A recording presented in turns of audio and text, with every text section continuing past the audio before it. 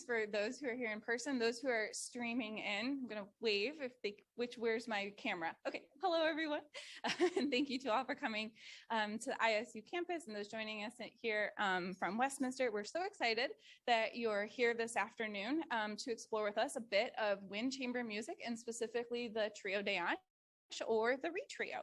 My name is Sara Fruehe. I'm the second bassoonist with the Terre, Haute Symphony. And alongside me, we've got Sammy Johnson-Helms, who's your principal clarinetist of the Terre Haute Symphony, and our boss lady, the executive director. And we are joined by our wonderful friend and colleague and no stranger to performing with the Terre Haute Symphony, Miss Liza Saracina. And I remember when I suggested this topic to Sammy over the summer that I wanted to talk about chamber music. It's kind of my jam. I know it's Sammy's jam, it's Liza's thing. It's just something that's so near and dear to her heart. And when I proposed it to Sammy, she was like, absolutely, let's do it. And we're going to do it on the 20th because of all of the events that just happened this weekend. So I want to take a quick poll. Did anyone happen to hang out on Saturday over at Rose-Hulman where THSO kicked off their chamber music series? Raise your hands. Anybody? Westminster folks? Anybody make it over? And also on Westminster on Sunday, we were over doing a concert over there. So this weekend was chock full of chamber music, and we're just kind of making it Chamber Music Appreciation Week, if you will. So let's just get started. So chamber music, what is it? For those who came out here last weekend and kind of saw the offerings, and probably by the title of the presentation today, you might be able to figure it out. Chamber music is basically a small cohort or a small ensemble of instrumentalists. So this can be as small as a duo. We could have trios of 3, quartets, quintets, sextets, septets, octets, nonettes, dectets, and I'm just going to keep on counting. We can get quite a little bit large and kind of medium size, but one of the big kind of characteristics of it, it's one instrumentalist or one person per part. And we can think of that kind of differently than your Terre Haute Symphony Orchestra that's performing up on the Tilson stage. We see all of the strings up there. We might take a look at the violin section. We could have up to 18 people playing one part, or over in our cellos, we've got 16 cellos playing one part. So chamber music, not that many performing forces, just one person per part. In addition to these reduced performing forces, one big characteristic is there's usually not a conductor. So apologizing to Maestro David Bowden, but your services aren't needed. And I should say it's usually the case. There could be a few instances where a conductor actually might be helpful. I said the word dectet, right? So we've got 10 people. We can get up to sometimes 12 or 13. If you think of our Mozart Grand Partita or Dvorak Serenade, we can get quite a number of folks where, you know, maybe it just might be helpful to have a conductor. Maybe the repertoire is a little demanding, lots of meter changes and kind of just a little out there, and it would be helpful. Maybe the group is a young rising student group, and again, just kind of helpful, but in general, no conductor. And so let's go back to kind of the chamber music roots, where it all kind of started. And really, chamber music is something that really started in the home. This being in opposition or just kind of in contrast to music that was sacred and being performed or composed for the church services, or music that's being composed and performed at the theater. So our large symphony, again, kind of referencing back to the large size of the Terre Haute Symphony, but also completely different to our operas or our ballets, those real kind of grand productions. So yes, chamber music, very much a home kind of domestic, private affair that could be with or without an audience. Chamber music can also occur in concert halls and with our limited audiences, but basically chamber music has become synonymous with that small, intimate setting that can just offer a social and a musical enjoyment of playing and performing. So we can kind of think back in the day that like chamber music was today's version of Netflix and chill on like a Friday evening. So you kind of got your friends and your families together, and that's how everyone kind of hanged out. So that's really where the genre had its roots.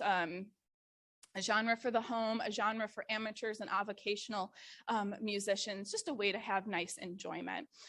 So for those who are attending in person or joining us on the stream, and if you attended the Hatfield Hall concert on Saturday, you might be saying, whoa, wait a second. That was a large hall, and there were a lot of people in the audience, and those weren't amateurs on the stage, they were professionals. And that's absolutely okay. Chamber music has come quite a way from its original beginnings. And still, even in these large settings and with the professionals, chamber music still has that connotation of just being something smaller, something a little bit more intimate. Chamber music has a way of reaching audiences, reaching the performers, and kind of striking a chord with all of us in a little bit different manner than, say, our large symphony or operas or ballets. And we start to see kind of that change, that transition from home to the kind of concert hall, more professionals around the 19th century or so. And a lot of that has to do with what's going on kind of just of the time. We've got the Industrial Revolution that's going on. So we got a lot of technological advancements that make music more accessible, the development of the instruments. We think about printing. Printing becomes a lot cheaper, so composers can have their sheet music printed. More folks are able to purchase it because it's a little bit cheaper. And also we've got music, luthiers is coming to mind, but all of our instrument makers, they're working on their instruments, they're making developments. So the composers, they want to start using these kind of new gizmos and gadgets that are going on with the instrument. So they're starting to have more compositional output writing for chamber music. Also, this is the time where societies are starting to pop up in support of chamber music and other arts or other kind of things of the time. And so a lot of the music societies, they're very much advocates for putting on concerts for the musicians themselves, and kind of ensuring that groups they're forming and they're able to concertize. And there's just kind of this real big push for chamber music in the 19th century. And so we talked about composers are starting to write now a little bit more furiously for chamber music. Who are they writing for? What's the instrumentation? And basically the sky is the limit. Pick any instrument that you want and you can kind of pair them together, whatever the imagination of the composer, that's what it can be. Over time, there have been some kind of typical instrumentations that have been put together that more or less become standard. So we think of our string quartet, our string trio, our brass quartet, our brass quintet, woodwind quartet, woodwind quintet, and then throw a piano in with any of those, and we've got some standard instrumentations there. So I briefly mentioned wind quintet and wind quartet, and with that, that's my signal. I'm going to pass it on to Sammy, who's going to talk a little bit about our wind chamber music. Great, thank you, Sarah. So I'm going to introduce wind chamber music, and this is not all inclusive. There are multiple types of different wind ensembles of sorts, but this is really where it got started with harmony music, or simply harmony in the Austrian-German tradition. It basically means music for wind instruments, or it's a small wind band, and it was generally formed by an aristocratic patron at the beginning of the 18th century. So you start to see sextets that begin to appear, which typically had 2 oboes or clarinets, but the clarinets weren't quite developed by that point, 2 horns and 2 bassoons. So just a real quick review of when we were doing our tour of the orchestra, the oboe and the bassoon were invented around 1650-ish, and the clarinet was just starting to be developed around 1700. So the clarinet is a lot younger than the oboe and the bassoon. So a lot of chamber music didn't have a clarinet in it until much later in the 18th century. So around the mid 18th century, around 1756, Austrian emperors begin to employ house bands, often the sextet formation, to provide entertainment at dinner and social events. Sometimes you would see flutes or English horns or basset horns, and if anyone remembers from the tour of the orchestra presentation I gave, a basset horn is essentially a larger clarinet between a regular clarinet and a bass clarinet. And they were often used as alternatives or in addition to this sextet formation. Then around 1770, that's when the clarinet was starting to really appear in music by composers. And so you start to see that it's added to this sextet to form an octet. So you've got 2 oboes, 2 clarinets, 2 horns, and 2 bassoons. Then in 1782, this really important dude, Austrian Emperor Joseph II, employs this octet formation and requests professionals from Vienna, fostering the birth of the standard wind octet. This leads to prolific production in wind compositions by composers like Mozart and his contemporaries. So has anyone seen the movie Amadeus? Okay, most of you. His Grand Partita, which is for 10 instruments, his Grand Partita Serenade, that is a very prevalent piece. That piece came from this time period. Between 1800 and as we get into the beginning of the 19th century, then you start to see these nonets and these, ensembles for 12 instruments, for 13 instruments. You start to see trumpets and flutes and trombones are added. And out of that period, we start to get these wind serenades by composers like Dvorak and Richard Strauss. And from there on, the genres of wind chamber music just explodes into the 19th century. Another important ensemble is the woodwind quintet. So if you came to the October 16th, or if you were at Westminster, if you guys came to the our first Symphony Sunday, you guys met Volante Winds, which Sara is a member of. They are a woodwind quintet, and this ensemble contains a flute, an oboe, a clarinet, horn, and bassoon. And this group of wind instruments emerged out of that harmony music group that I was just talking about, out of that octet. So somebody thought, hey, let's add some flutes in there. And oh, those instruments all kind of sound good together. And then as Sara was just talking about, instrument making was starting to develop. And these instruments were going to be more in tune. You could play more notes. And they started to become more stable. And so it was more useful in a smaller ensemble as a soloist. You didn't necessarily need a partner to double on your part so that the part came out so that you could hear it. So we get the woodwind quintet. In the early 1800s, there are 2 composers that were major influences on making this a standard ensemble, and that's Anton Reicha. He wrote 24 woodwind quintets, and they are all standards in the repertoire.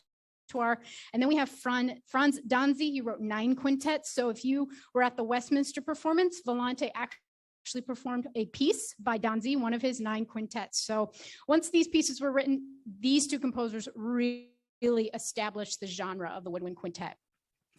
Then when we get into the 20th century, there was this renewed interest in the woodwind quintet, and suddenly all these composers were writing for the woodwind quintet.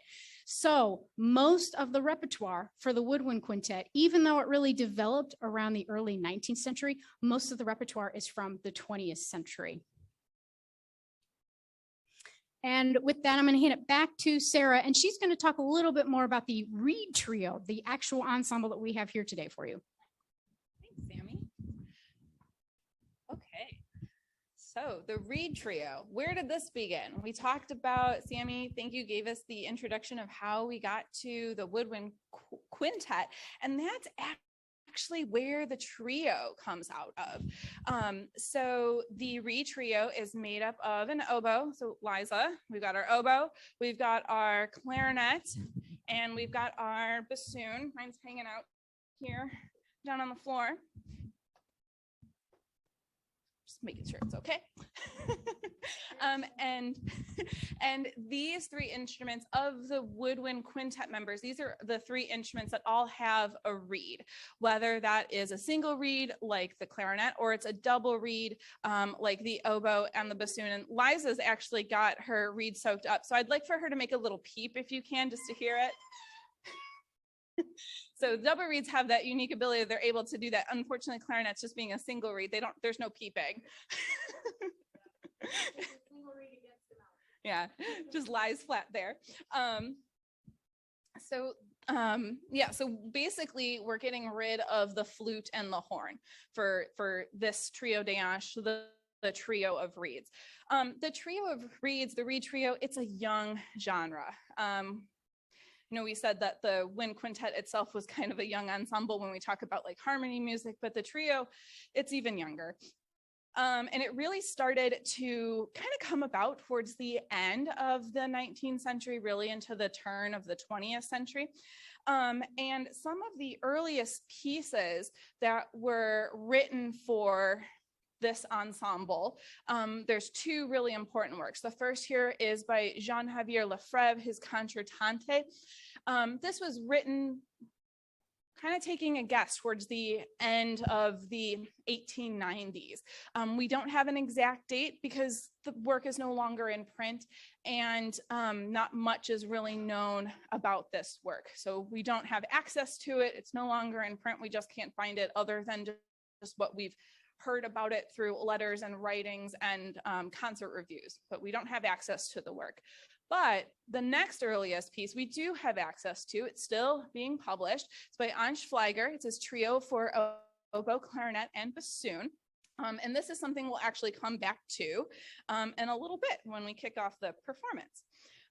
This ensemble, the trio, really didn't start to gain popularity and exposure and kind of some traction within the chamber music world until the late 1920s, specifically 1927, when this group formed. This is the Trio de hanche de Paris. It's the Paris Reed Trio. Its famous members include Ferdinand Uberdu, he's bassoon, and this is gentleman here. And then we've got Myrtle Morel on oboe, and I believe he's at the far side. And then Pierre Lefebvre on clarinet, the gentleman in the middle.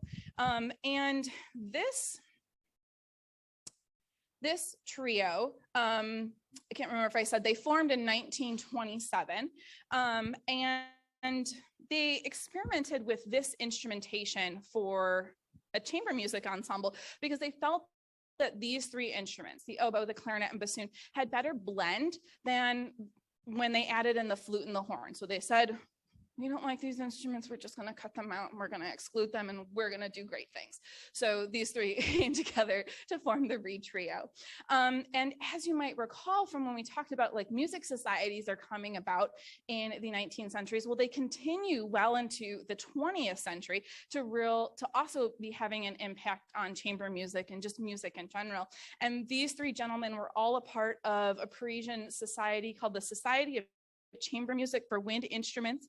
And this was a social organization that was dedicated to the advancement of French music and revitalization of wind chamber music after 18th century harmony music. Ding, ding, ding. We heard the term before, harmony music. So we're just trying to continue on with our chamber music. The Paris Reed Trio, they performed for just about 20 years together between 1927 to 1944. I've got their dates up there. That's quite a long time.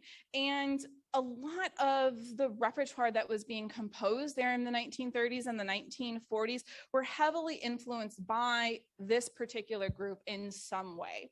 And because of the Paris Reed Trio's influence and prominence, a great number of the trios that we have, they're all French. They're all by French composers. A lot of the repertoire is particularly French.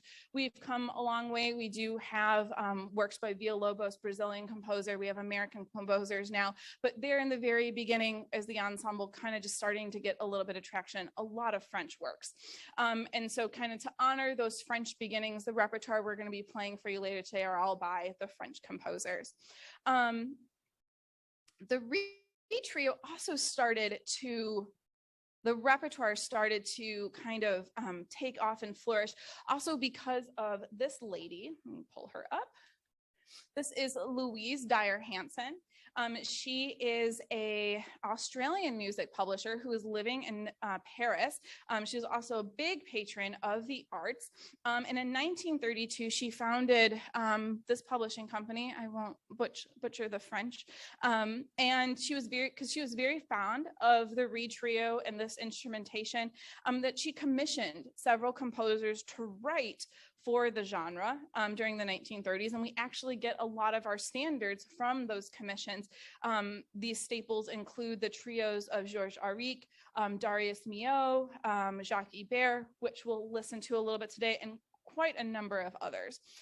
So very influential woman publisher of the time to kind of help out this particular instrumentation.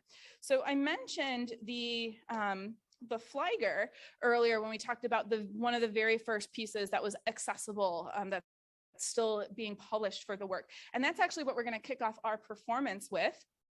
On the screen here, we have this is Ange Flieger. I think it was Liza or Sammy yesterday when we were talking through the presentation commentated on his facial hair. And I thought I needed to point it out because I think it's very wonderful. His great facial hair. So this trio it's his trio for oboe, clarinet, and bassoon. It was written about 1896, 1897 or so.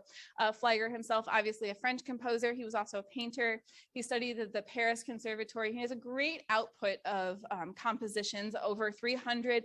A lot are for piano. He's got an opera. He's got an oratorio, and quite a substantial amount of chamber music. The piece that we're playing, the trio, it's a multi-movement work. It's got 4 movements, and I've got them listed here. It's the Allegro agitato is movement 1. Movement 2 is the Andante. Movement 3, the Intermezzo. And movement 4 is the Finale. And today we're going to just be performing the first movement, Allegro agitato. And I think on the next slide. Yeah, here we go.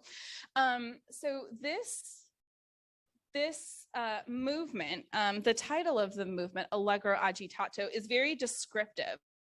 So Allegro tells us it's going to be fast. Agitato tells us it's going to be a little agitated, and also kind of describes the Allegro itself, that it's going to be a little bit kind of faster than fast. So just a little bit more. And it just kind of helps the musicians get into the mindset of the aesthetic of the sonic world that we're going to be in and we're going to be sharing with the audience. So a few things I just wanted to point out as we play it for you to listen to is listen for that agitation. There's 2 points of agitation. One, I'm calling it the bubbly clarinet. Sammy is going to be kind of noodling around and kind of bubbling with some arpeggio scales throughout the entire work. And then the oboe and the bassoon are actually going to kind of be against each other with these very short kind of staccato short notes that are kind of going into each other. The oboe is going to be moving down the scale and I'm going to be moving up the scale. So they're kind of working like kind of attacking each other, if you think about it, kind of going towards one another within the scale. The form of the movement is this A, B, A, B, C, A, B coda. It's actually a really short movement, but it's got a really long form. And when we talk about form, it's just different sections, maybe a different kind of theme or a different, just kind of a different world, a little bit different melodies or sorts. So that first theme we're going to hear, the A theme, that's our agitated theme. So right off when we kick things off, I want you to listen for something a little more agitated. And then the second theme, or B section, this is what I consider kind of our sweet oboe and clarinet duo with bassoon accompaniment. And as a bassoonist, this could not get any more stereotypical like bassoon accompaniment. This is the stuff we train for. And the C section is really just a transition. It's borrowing material that you would have heard in the A and the B section, but a way just to kind of get us all back. And at the end, we're just going to kind of put a nice little bow on things and have a nice flourish of an ending. So here in a moment, I hope you enjoy Monsieur Flieger's movement number 1, Allegro agitato.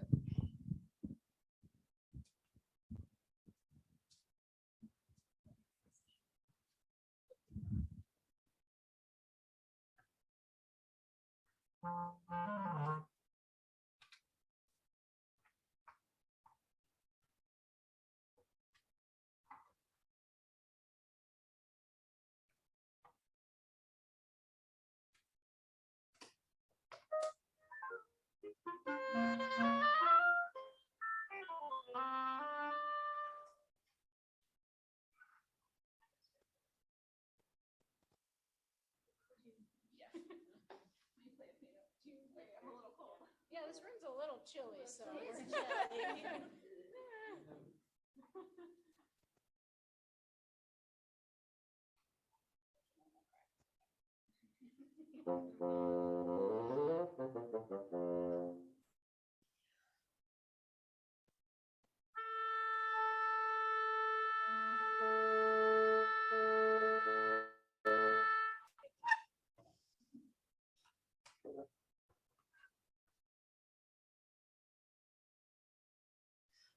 Hold on, sorry guys.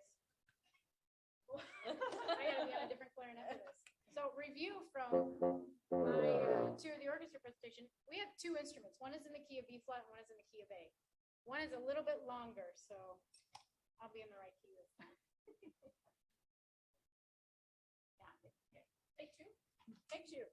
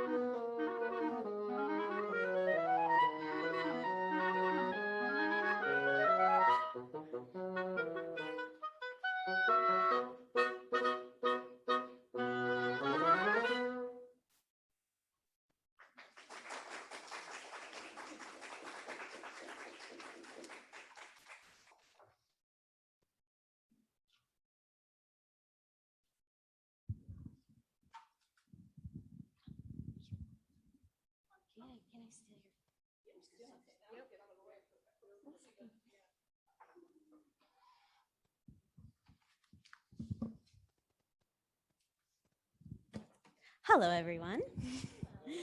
Liza here, the oboe player. I'm going to introduce our next piece, which is by Jacques Ibert, and it is called Five Pieces in Trio in French. I'm not going to butcher it in French.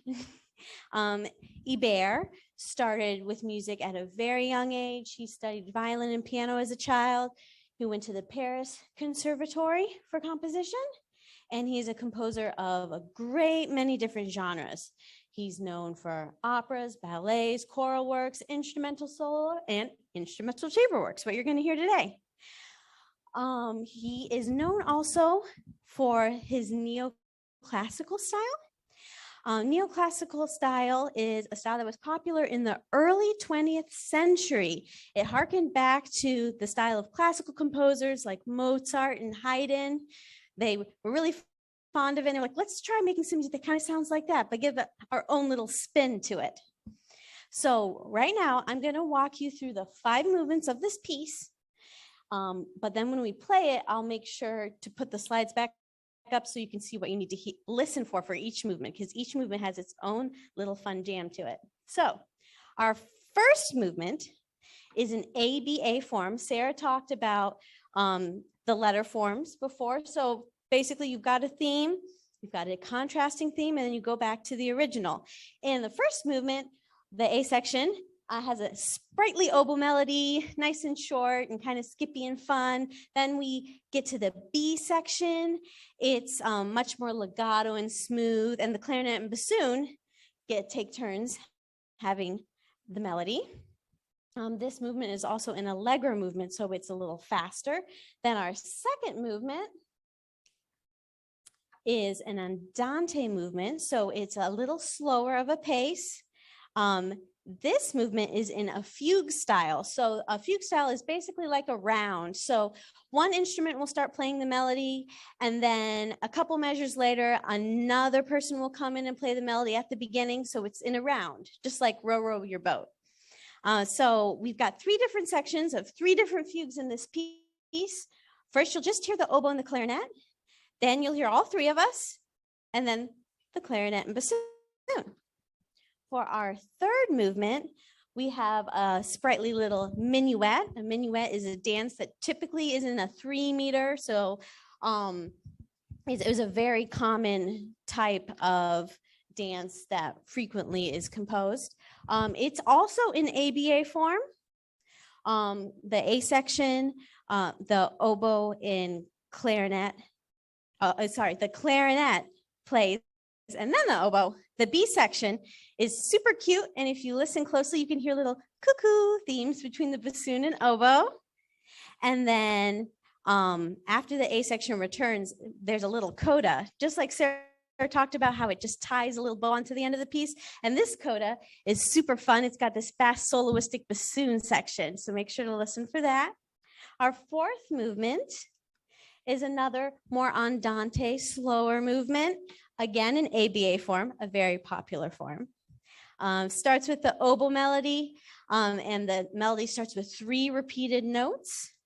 Then in the B section, the clarinet takes over for a little bit, then the oboe comes back. And for our 5th movement, we've got another more allegro, faster tempo. The oboe starts with a playful melody, then we get a B section that's more smooth again, and then we return to our A. And that'll be it. So I'll make sure to start the slides from the beginning and see what you can hear. Have fun.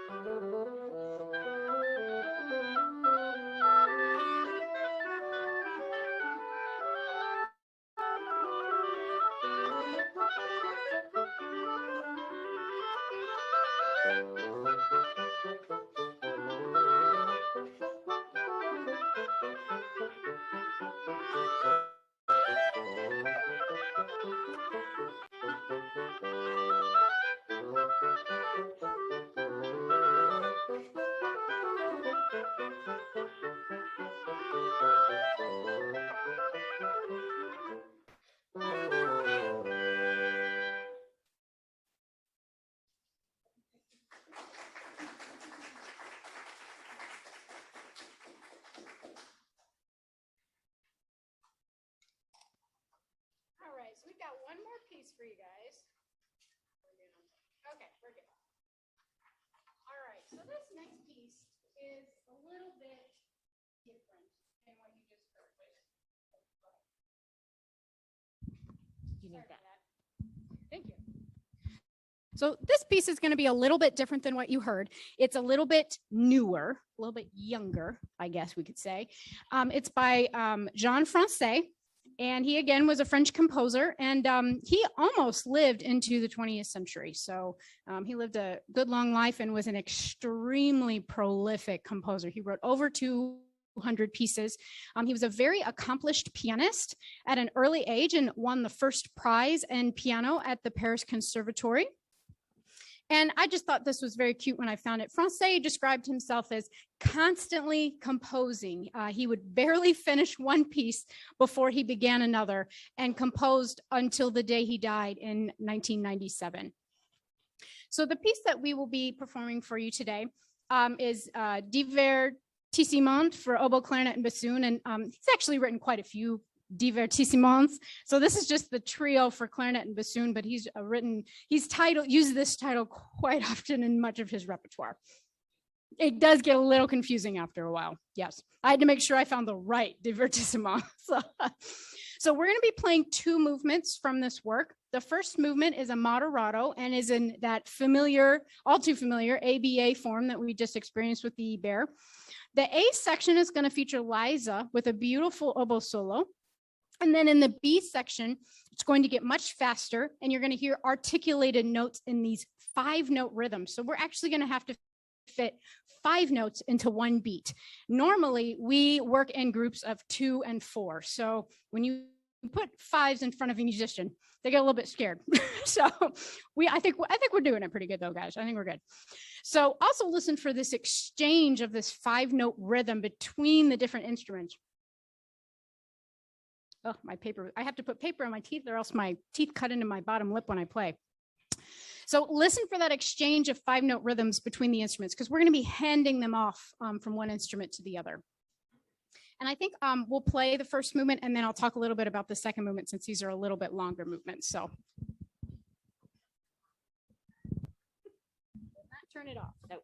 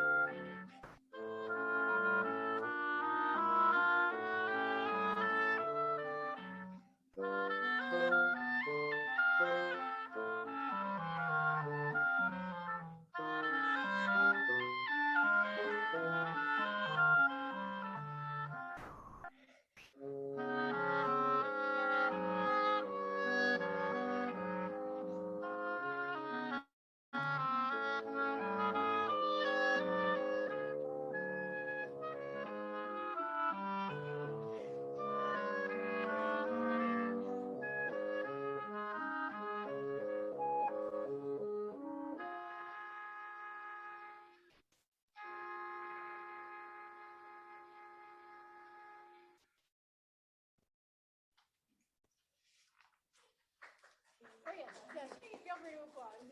We will not be offended.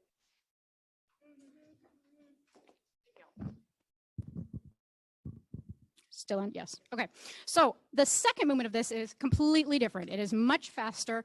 You're going to hear a lot of 16th chromatic notes coming from Liza and I. And this movement is in a rondo form. So a rondo is kind of like what's the word I want? Words, same forwards and backwards. You know what I'm talking about? What's the word I want? Palindrome. Thank you. A rondo is like a palindrome. So you're going to hear three different sections, and you'll hear A, B, C, B, A. And the last section is very similar. The little apostrophe means prime. A prime just means that there's slight variations on the A thing that you heard from that piece. And then there's also a little coda. So in the A section, lots of chromatic notes from Liza and myself. And then the B section is very relaxed. You're going to hear the tempo kind of lay back a little bit. And then the C section is very soft and sneaky. And you'll hear those sections repeat again. And then the coda, kind of like that little bow on top, you're just going to hear kind of tonal arpeggios. It's kind of like the composer Francais thought, I've done a lot of chromatics. I need to end this on a tonal note. Let's get something that's normal. So please enjoy the second movement of Francais Divertissement. Yeah, I left it on.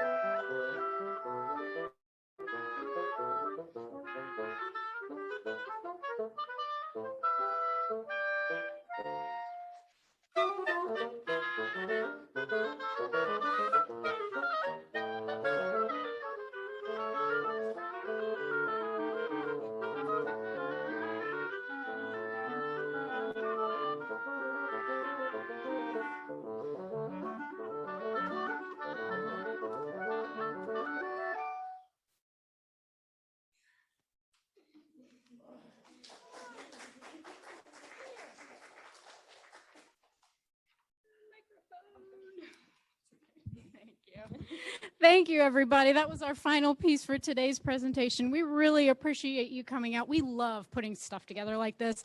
All three of us have advanced degrees in music, and so we are very academic when it comes to putting together, presentations about our instruments. We are total music nerds, completely. I do want to give a really quick plug for our November 6th concert, and I believe Michelle even said that all the Ollie tickets are already gone. So we still do have tickets on our website available, or you can give Holman Center a call. Their number is right here. It's also on our website. It's probably one of the easiest numbers to remember. We are going to welcome Natanya and Benjamin Hoffman, our original guest artists that were going to be with us. The violinist, unfortunately, had her finger shut in a piano, like a piano lid came down on her finger.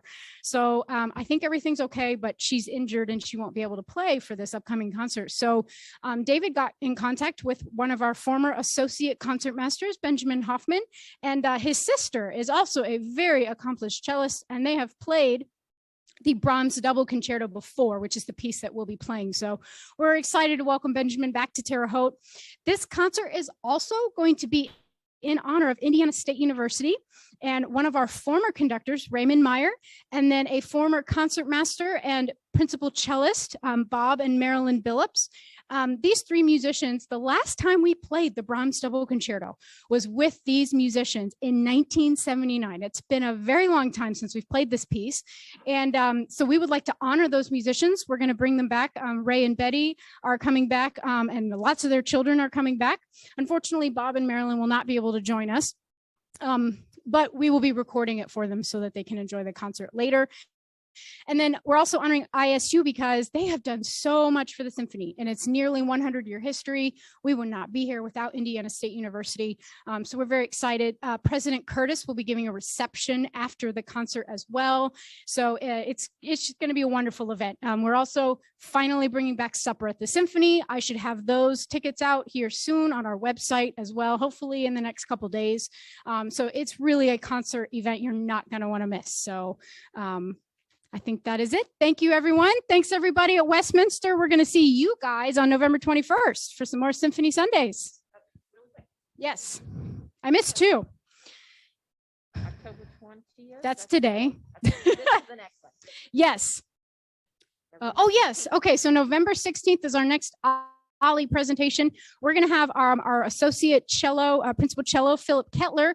He is a Baroque cello specialist and owns instruments and bows. If you attended his tour of the orchestra presentation, he did show some of those Baroque instruments, but he's actually going to come and do performance, and he'll have those instruments live, and you'll be able to see the difference between a modern cello and a Baroque cello and modern bows and Baroque bows. It's completely different. He's very excited to do that. And then I think we've got we're going to do November 3rd. We're actually going to have our fourth horn, Lane Ansbach, very interested in history. He is going to give an overview of the repertoire from this concert right here. So he's going to walk through the things to listen for, and he'll introduce our guest artists as well. So lots of things coming up from the symphony. So please join us. Yes, and and questions? Yes.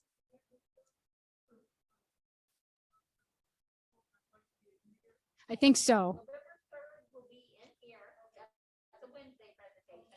And then the 16th, which was the other one. Yes. The 16th, yes. That will also be in here. All of them will be in this room. Yes, and It's cello. Baroque cello, yes. Yep. Yes, and that will be in other presentations. So it's a Tuesday. Not a Wednesday. 2 o'clock. But we haven't posted for. What time? They should all be at 1. But I haven't listed it. Okay, I can also make sure Philip, if maybe 2 works better for him. I don't know. Okay, excellent. Thank you so much for coming. Thank you.